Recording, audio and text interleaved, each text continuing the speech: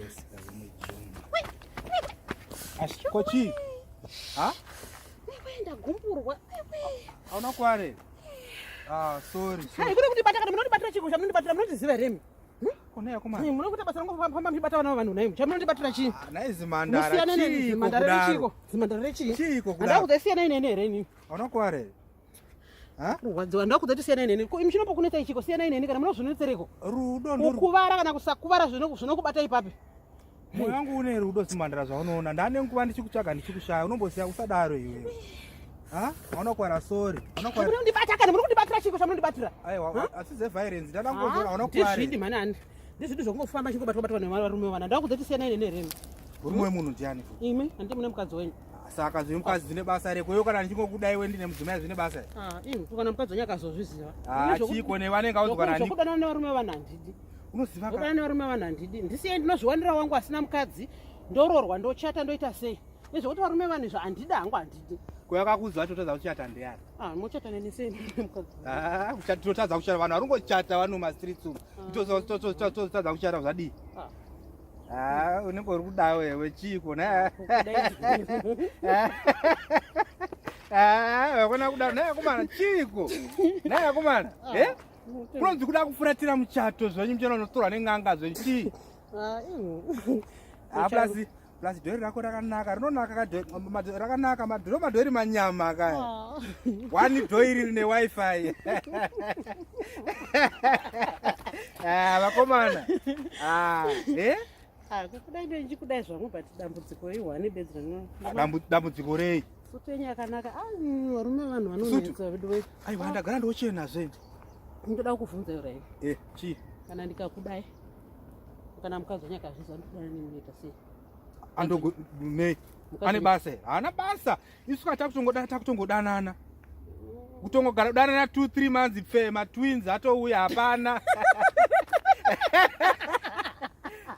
Chi hapana iwe usanyeperwe usanyeperwe nevanhu chakale hapana toonekwa nani ndinochikati mukadzi wenyu akazozvibata chete urati ndoda kuti urati kana mukadzi wenyu akazviza kuti ndodana nemi handiti ka munoenda kusaiti kwani mubvunzo uri pachi obvious kwakozve wako hapana iwe zvine mabenefits zvinhu izvi unobenefita zvakawanda free wifi foni ndokutengera ndichakutengera foni nemakamera 3 mashureya ndotenga foni plus uri kuona chipa papaka ndanditori neplan pane madhirandi rakunoita waizi saka iwewe ka ndovanenda kutofambana madhiri ese andinoita nini mari ka ndonenge uchitobata mari iwewe ndikobva kubhengi ndotokupakati zvinoita zvinoita kutaura chokwadi ndoziya ndoda purufu ka hapana purufu ka plus ona pane chimwe chinhu runyare manje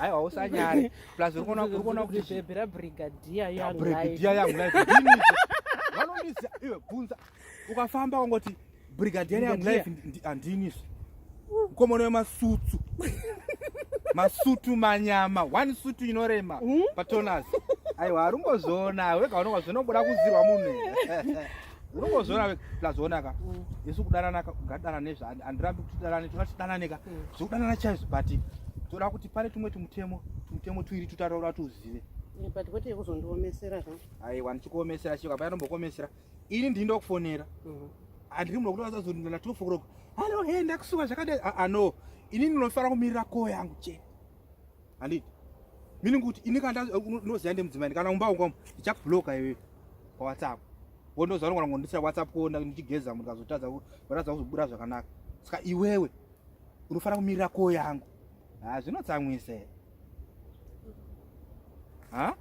alright kwacho because da kuavoida noise kuti kuti vanhu vasamudzimai because unongoziva kuti vanhu vazaona vangwarisa ka auna ngonobata foni paya ndakatongonovarairwa paipo vaitoita se utozoona kutoti kune but ndafara zvangu mwana wasabhuku ndane nguva ndakakuteya ka ndaiziva kuti one day chete ndichakuwana chete bhebhera brigadier aiwa ndiripo aiusacha ini chandochida ndoida kuti uzondichengeta inini nemwana wangu komana ane makore mangani chamuona pane zvimwe zvoda alright but still kana ungori nemwana no problem but baba wako ari ku havazonetsi because ininika handiri kuti tiri mukati merelationship ka ndozvinongo munhu anozongonouya achiti akuya ndawazona mwana na 12 o'clock dzeusiku ipapo maitogona kutadza iwe handiri nemukadzi wako here ya mukadzi ndinaye kabatika pane zvimwe zvizongotoma bhebhi manzi machiwaya mheno yemurume ye anenge ane muridzi wemwana yeye haazouye usiku ndinoda kuti tiwirirane ipapo because ini handizodi kumuona padhuze